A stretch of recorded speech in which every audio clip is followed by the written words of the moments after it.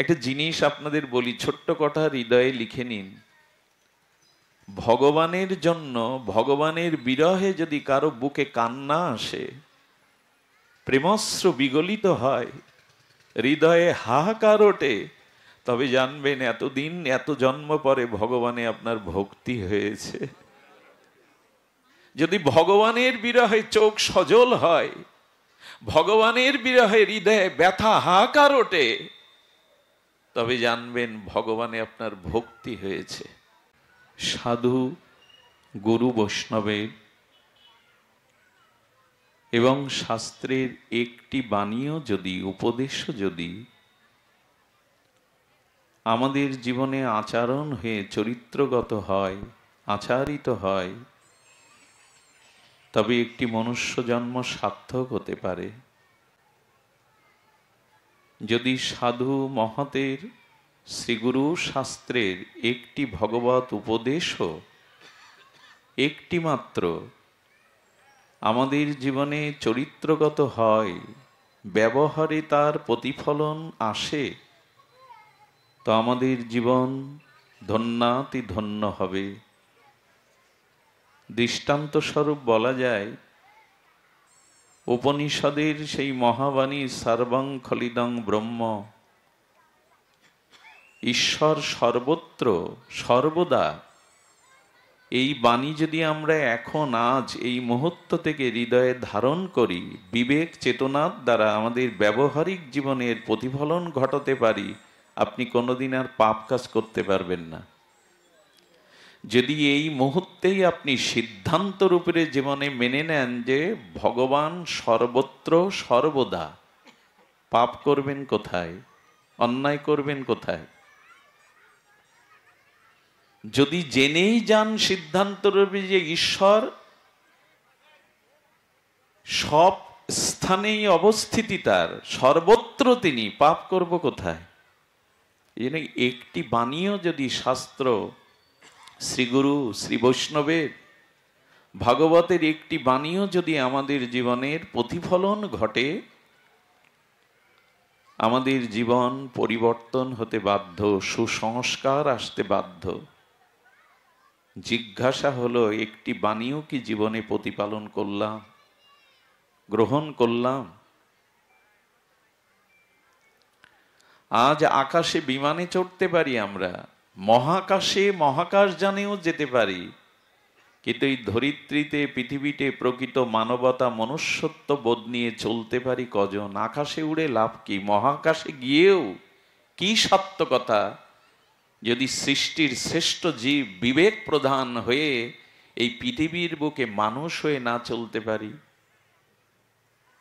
মহাকাশে যাওয়াটাই কি মহাসার্থকতা? যা মনুষ্যত্ব মানবতা বোধ নিয়ে পৃথিবীতেই চলতে শিখলাম না, তা আকাশে উড়ে নীল আকাশে অভিযানে গিয়ে কি বা প্রাপ্ত হতে পারি?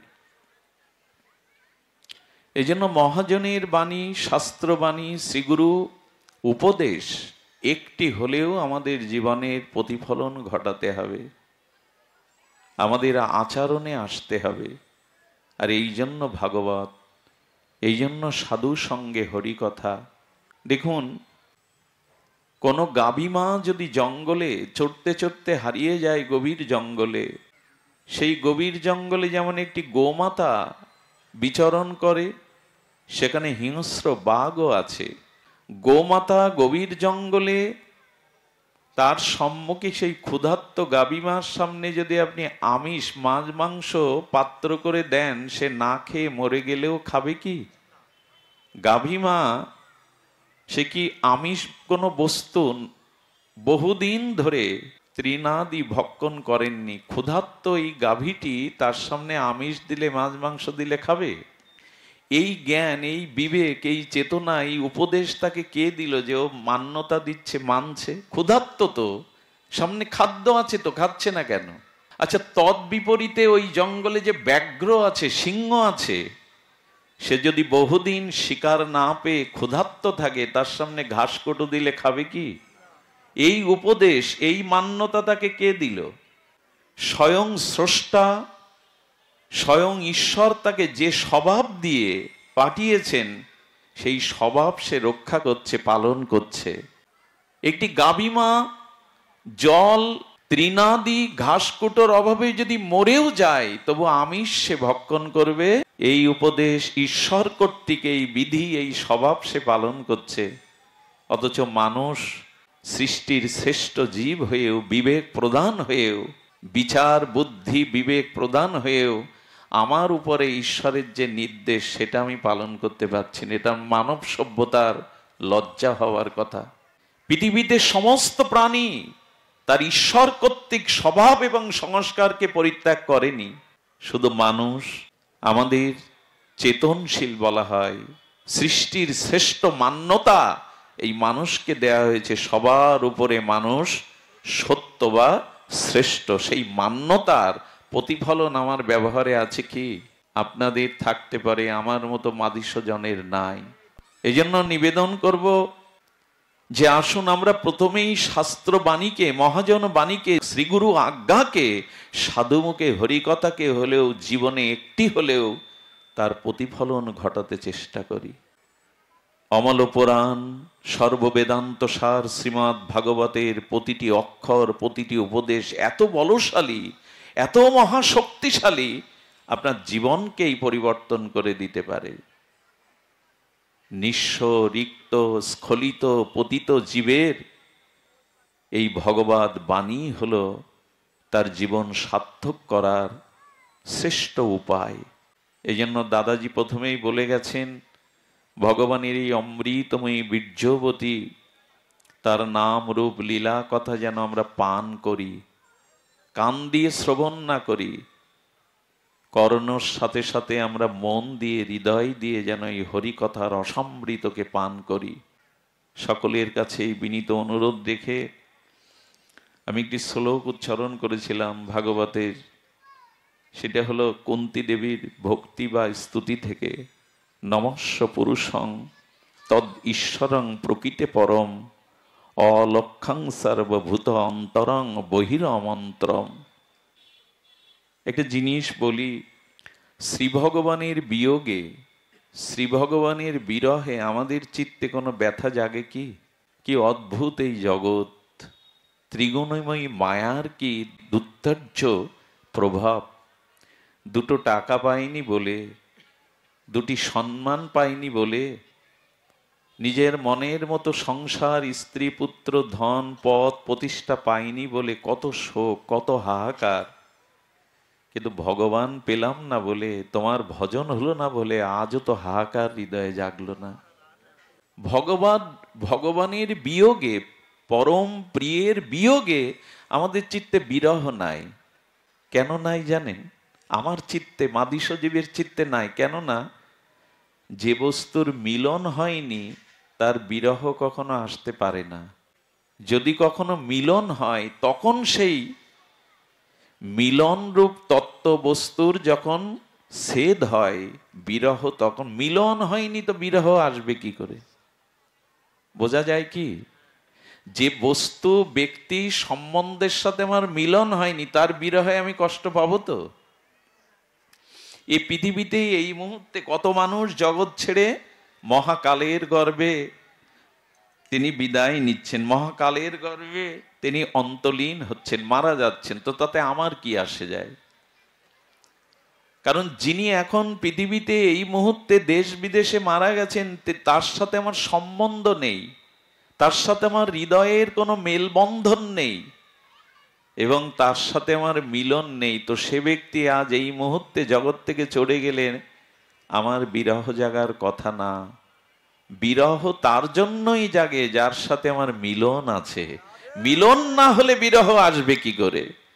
ভগবানের সাথে আমার মিলন আছে তো, সম্বন্ধ আছে তো, আমার অস্তিত্বের সাথে তার অস্তিত্বকে আমি মিলিয়েছি তো, যে আজ ভগবান পাচ্ছি না বলে তার বিরহে বুকে হাহাকার উঠবে। পরম পুরুষ রামকৃষ্ণদেব শিশু সুলভ তার সেই অমীয় বাণীতে বললেন, ওগো, এই জগতে টাকার জন্য, স্ত্রী পুত্রের জন্য, রোগ শোকের জন্য মানুষ ঘটি ঘটি কাঁদে। কৃষ্ণ বলে এক ফোঁটা চোখের জল কজন বা ফেলে জগতে। এই জন্য কুন্তী দেবীর একটা বিয়োগ, বিরহ, ব্যথা জ্বলে উঠল। কুন্তী দেবীর বিরহের কারণ, আজ শ্রীকৃষ্ণ দ্বারকা যাওয়ার জন্য রথ নিয়ে প্রস্তুত। ভগবান আজ হস্তিনাপুর হতে, প্রিয় পাণ্ডবদের সঙ্গ হতে তিনি আজ দ্বারকার উদ্দেশ্যে তার দারুক, তার সারথি রথ নিয়ে প্রস্তুত। গোপনে ফুপিয়ে ফুপিয়ে কাঁদছেন কুন্তী। এই কারণে কাঁদছেন যে পাণ্ডবদের সাথে, কুন্তীর সাথে শ্রীকৃষ্ণের অন্তরের নিবিড়তম প্রগাঢ় সম্বন্ধ, প্রীতি, মিলন। এই জন্য কুন্তী দেবীর চোখ বারবার সজল হয়ে উঠছে। বিরহ বেদনায় আটটিতে তিনি যেখানে রথ, যে পথ দিয়েই যাবে দ্বারকায়, সেই পথের এক প্রান্তে বসে ফুপিয়ে ফুপিয়ে নির্ঝরিণী ঝর্ণার মতো বিরহ অশ্রু প্লাবিত হয়ে কুন্তী দেবী আজ কাঁদছেন। একটা জিনিস আপনাদের বলি, ছোট্ট কথা হৃদয়ে লিখে নিন। ভগবানের জন্য, ভগবানের বিরহে যদি কারো বুকে কান্না আসে, প্রেমশ্রু বিগলিত হয়, হৃদয়ে হাহাকার ওঠে, তবে জানবেন এতদিন, এত জন্ম পরে ভগবানে আপনার ভক্তি হয়েছে। যদি ভগবানের বিরহে চোখ সজল হয়, ভগবানের বিরহে হৃদয়ে ব্যথা হাহাকার ওঠে, তবে জানবেন ভগবানে আপনার ভক্তি হয়েছে। ভক্তির লক্ষণ এটি। ভগবদ বিরহে যদি চিত্তে হাহাকার ওঠে, হাহাকার আমরা দেখেছি গম্ভীরাতে, সেই রাধা কৃষ্ণ মিলিত তনু শ্রী গৌরাঙ্গ। এটা দাদাজির প্রিয় আস্বাদ্য বিষয়। ব্রজে 3 ইচ্ছা পূর্ণ হয়নি গোবিন্দের, ব্রজনাথের। আমার প্রিয় পরম মনোহর শ্যামসুন্দরের, ব্রজেন্দ্র নন্দনের 3টে বাঞ্ছা পূর্ণ হয়নি। কৈসন রাধা প্রেমা, কৈসন মধুরিমা, কৈসন ভাবে সুখে অতিহ ভোর। পূর্ণতম, পূর্ণতর, বেদ যাকে বলেছেন পূর্ণমিদং, হ্যাঁ, যিনি পূর্ণ থেকে পূর্ণতর, পূর্ণতম, সর্বদাই পূর্ণ, সেই পূর্ণময় ভগবানেরও একটু অপূর্ণ থেকে গেল ব্রজলীলায়। রাধা প্রেম কি রূপ, রাধায় প্রণম মহিমা কি দিশ। রাধা প্রেম কি রূপ। আর আশ্রয় তত্ত্বে রাধারানী আমাকে ভালোবেসে, আমার রূপমাধুর্য দর্শন করে, আমাকে সেবা করে কি সুখ আস্বাদন করেছে, এটি আমার অপূর্ণ থাকলো। এমন এই বাঞ্ছা ত্রয়ী পূরণের জন্য তাকে রাধা ভাবকান্তি নিয়ে, রাধা প্রেমকে গুরু করে শচী সিন্ধু গর্ভে উদয় হতে হলো। আর সেই উদয় হয়ে 24 বছরের নবদ্বীপ লীলাকে তিনি সাঙ্গ করে 6 বছর পদব্রজে ভারতবর্ষ পরিভ্রমণ করে ভক্তি ধর্ম প্রচার করে শেষ 18 বছর পুরীধামেই অখণ্ড বাস করলেন। তন্মধ্যে 12 বছর, শেষ 12 বছর তিনি গম্ভীর গাম্ভীরা থেকে আর বের হননি। 1-2 দিন হলে বলা যেত, 12টা বছর তিনি বিরহ, আর তিনি সেই বিরহের বিষম দিনগুলিকে কাটিয়েছেন। সে ব্যাখ্যা করার স্পর্ধা আমার কই, অনুভব আমার কই। শেষ যে রহিল প্রভুর 12 বৎসর, কৃষ্ণের বিরহ স্ফূর্তি হয় নিরন্তর। রাধিকার দশা জয়ীছে উদ্ধব দর্শনে, এই মতো দশা প্রভুর হয় রাত্র দিনে। লমকূপে রক্তগম দন্ত সব হালে, কবু অঙ্গ ক্ষীণ হয়, কবু অঙ্গ ফুলে। সেই গম্ভীর গাম্ভীরার মধ্যে গম্ভীরানাথ শেষ 12টা বছর কিভাবে কাটিয়েছেন চৈতন্য চরিতামৃতে উল্লেখ করেছেন এই মহা অনুভবী গৌর পরিকর তার চৈতন্য চরিতামৃত লেখনী ফলকে। যত রাত গভীর হতো, যত রাত গভীর থেকে গভীরতর হতো, মহাপ্রভু হৃদয়ের সেই মাথুর বিরহের ভাবনার বিরহে উদ্বেলিত হয়ে উঠত। এ যেন পূর্ণিমার চাঁদের সেই নদ নদী সাগরের উচ্ছ্বসিত তরঙ্গ। কৃষ্ণ বিরহের রাধা ভাব কান্তি নিয়ে মহাপ্রভু মাতুর বিরহের তরঙ্গ।